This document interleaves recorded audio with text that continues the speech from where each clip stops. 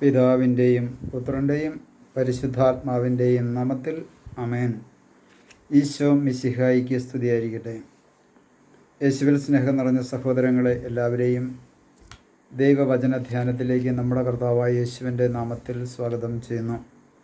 നമ്മുടെ കർത്താവ് ഈശോ മിശിഹായി എല്ലാവരെയും സ്വർഗം തുറന്ന് അനുഗ്രഹിക്കട്ടെ എന്ന് പ്രാർത്ഥിക്കുന്നു. യേശുവിൽ സ്നേഹം നിറഞ്ഞ സഹോദരങ്ങളെ, കർത്താവിൻ്റെ വചനം ഇപ്രകാരം പറയുന്നു. ജെറമ്യായുടെ പുസ്തകം 17-ാം അധ്യായത്തിൻ്റെ 11-ാമത്തെ തിരുവചനത്തിൽ ഇപ്രകാരം പറയുന്നു. താൻ ഇടാത്ത മുട്ടയ്ക്കടയിരിക്കുന്ന തിത്തിരപ്പക്ഷിയെപ്പോലെയാണ് അന്യായമായി സമ്പത്ത് സമ്പാദിക്കുന്നവൻ. ജീവിതമധ്യത്തിൽ അതവനെ പിരിയും, അവസാനം അവൻ വിഡ്ഢിയാവുകയും ചെയ്യും. ദൈവത്തിൻ്റെ പരിശുദ്ധാത്മാവിൽ നിറഞ്ഞ ജെറമ്യാ പ്രവാചകൻ ഇസ്രായേൽ മക്കളെ നോക്കിക്കൊണ്ട് പറയുന്നൊരു കാര്യമാണ്, താൻ ഇടാത്ത മുട്ടയ്ക്ക് അടയിരിക്കുന്ന തിത്തിരപ്പക്ഷിയെപ്പോലെയാണ് അന്യായമായി സമ്പത്ത് സമ്പാദിക്കുന്നവനെന്ന്. ന്യായമായിട്ട് സമ്പാദിക്കുന്നവനെ കുറിച്ചല്ല ഇവിടെ പറയുന്നത്, അന്യായമായിട്ട് സമ്പാദിക്കുന്നവനെ കുറിച്ചാണ് ദൈവത്തിൻ്റെ പരിശുദ്ധാത്മാവ് പറയുന്നത്. ഇന്ന് നമുക്ക് കാണുവാൻ സാധിക്കും, നമ്മുടെ സമൂഹത്തിലേക്ക് നമ്മൾ നോക്കിയാൽ, പ്രത്യേകിച്ചും പരിശുദ്ധ സഭയിലെ അംഗങ്ങളിൽ നല്ലൊരു ശതമാനം ആൾക്കാരും ന്യായമായിട്ടല്ല സമ്പത്ത് വർദ്ധിപ്പിക്കുന്നത്, അന്യായമായിട്ടാണ്.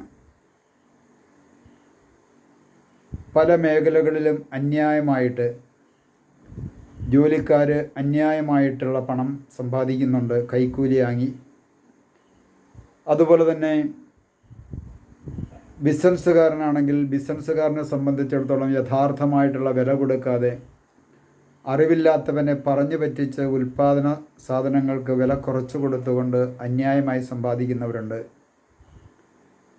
ജ്യേഷ്ഠനീയന്മാർ കുറേ പേര് അടുത്തടുത്ത് താമസിക്കുന്ന ഒരു പ്രദേശത്ത് ഒറ്റയ്ക്കൊരു വ്യക്തി പോയി താമസിച്ചാൽ ചുറ്റുന്നും അവർ വളഞ്ഞ് അവൻ്റെ സ്ഥലവും അപഹരിച്ച് അവൻ്റെ ജീവിതവും നശിപ്പിച്ച് കണ്ണീരോടുകൂടെ ഇറക്കിവിടുന്ന സാഹചര്യങ്ങൾ നമുക്ക് ചുറ്റുപാടും നമുക്ക് പലപ്പോഴും കാണുവാൻ സാധിക്കും.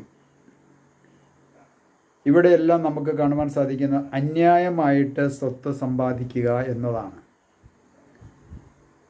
യേശുവിൽ പ്രിയ സഹോദരങ്ങളെ, നമ്മൾ ഓരോരുത്തരും ദൈവത്തിനു മുമ്പിൽ ആത്മപരിശോധന ചെയ്യേണ്ടതും അതുതന്നെയാണ്. എൻ്റെ കൈവശമുള്ള സമ്പത്ത് ന്യായമായിട്ട് സമ്പാദിച്ചതാണോ അന്യായമായിട്ട് സമ്പാദിച്ചതാണോ? അന്യായമായിട്ട് ഒരു വ്യക്തി സ്വത്ത് സമ്പാദിക്കുന്നുവെങ്കിൽ അത് അവൻ്റെ ജീവിതകാലം അത് അനുഗ്രഹത്തിൻ്റെ സമ്പത്തല്ല, അത് ശാപത്തിൻ്റെ സമ്പത്താണ്.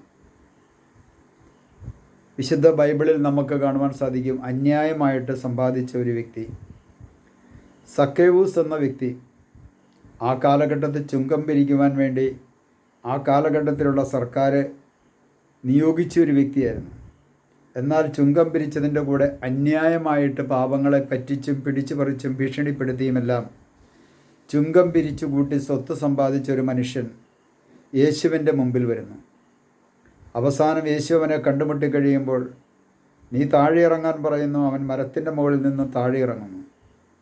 അവൻ കയറിയിരുന്ന മരം ഒരു സിക്കമുർ മരമെന്ന് POC ബൈബിളിലും പ്രൊട്ടസ്റ്റൻ്റ് ബൈബിളിൽ കാട്ടത്തിയും എന്നാണ് എഴുതിയിരിക്കുന്നത്. എന്നാൽ ഈ സിക്കമുർ മരത്തിൻ്റെ മുകളിൽ നിന്നും താഴെ ഇറങ്ങാൻ പറഞ്ഞപ്പോൾ അവൻ താഴെ ഇറങ്ങി. ആ താഴെ ഇറങ്ങിയ വ്യക്തിയെ സംബന്ധിച്ചിടത്തോളം അടുത്തതായിട്ട് അവൻ ചെയ്യുന്നൊരു പണിയുണ്ട്. അവൻ ദൈവത്തോട് പറയുകയാണ്, യേശുവിനോട് പറയുകയാണ്, എൻ്റെ സ്വത്തിൻ്റെ പകുതി വിറ്റ് ഞാൻ ദരിദ്രർക്ക് കൊടുക്കുന്നു, മറ്റുള്ളവരുടെ വഞ്ചിച്ചെടുത്തത് 4 ഇരട്ടിയായിട്ട് തിരികെ കൊടുക്കുന്നു. ഉടനെ അത് നോക്കിക്കൊണ്ട് യേശുനാഥൻ പറയുന്നൊരു കാര്യമുണ്ട്, ഇന്ന് ഈ ഭവനത്തിന് രക്ഷ കൈവന്നിരിക്കുന്നു.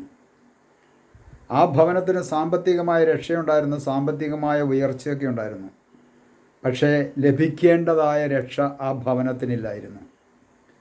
ആ ഭവനത്തിന് മാത്രമല്ല, ആ ഭവനത്തിൽ പിന്നീട് വരാൻ പോകുന്ന തലമുറയ്ക്ക് പോലും അന്യായമായിട്ട് സമ്പാദിച്ച സമ്പത്ത് തിരിച്ചു കൊടുക്കുവാൻ തീരുമാനമെടുത്തപ്പോൾ അനുഗ്രഹം വർഷിക്കുന്നത് കടന്നു വരുന്നത് നമുക്ക് കാണുവാൻ സാധിക്കും. പ്രിയ സഹോദരങ്ങളെ, ദൈവത്തിനു മുമ്പിൽ ഒന്ന് ആത്മപരിശോധന ചെയ്യണമേ. അന്യായമായിട്ട് സ്വത്ത് സമ്പാദിച്ച ഒരു വ്യക്തിയാണോ ഞാൻ? മറ്റുള്ളവരുടെ അവകാശങ്ങളൊക്കെ പിടിച്ചെടുത്ത് അതിർത്തിക്കല്ല് മാറ്റിയിട്ടും കള്ളത്തൂക്കം നടത്തിയും വെട്ടിപ്പും തട്ടിപ്പും നടത്തി കൈക്കൂലി വാങ്ങിച്ച് അന്യായമായി സമ്പാദിച്ച ഒരു വ്യക്തിയാണ് എങ്കിൽ ദൈവത്തിൻ്റെ പരിശുദ്ധാത്മാവ് പറയുകയാണ്, അങ്ങനെ സമ്പാദിക്കുന്ന വ്യക്തിയെ അവൻ്റെ ജീവിതത്തിൽ അത് പിരിഞ്ഞു പോകും. ജീവിതാവസാനം അവൻ അനുഭവിക്കുവാൻ പറ്റത്തില്ല. എത്രമാത്രം സ്വത്ത് സമ്പാദിച്ചു വെച്ചാലും പ്രിയ സഹോദരങ്ങളെ, ഇവിടുന്ന് പോകുമ്പോഴൊന്നും കൊണ്ടുപോകത്തില്ല എന്ന കാര്യം മറക്കരുതേ. മറ്റുള്ളവരുടെ അവകാശങ്ങൾ പിടിച്ചെടുത്ത് വഴിയും കുടിവെള്ളം പോലും കൊടുക്കാതെ കൊണ്ട് വലിച്ചു വാരിക്കൂട്ടുന്ന വ്യക്തികളൊക്കെ ഇവിടുന്ന് പോകുമ്പോഴൊന്നും കൊണ്ടുപോകത്തില്ല. നമ്മുടെ ജീവിതത്തിൽ താനിടാത്ത മുട്ടയ്ക്കടയിരിക്കുന്ന തിത്തിരപ്പക്ഷിയെപ്പോലെ അന്യായമായി സ്വത്ത് സമ്പാദിച്ച് അതിൻ്റെ മുകളിൽ അടയിരിക്കുന്ന വ്യക്തിയാണോ ഞാനെന്ന് തമ്പുരാൻ്റെ മുമ്പിൽ ആത്മപരിശോധന ചെയ്യുക.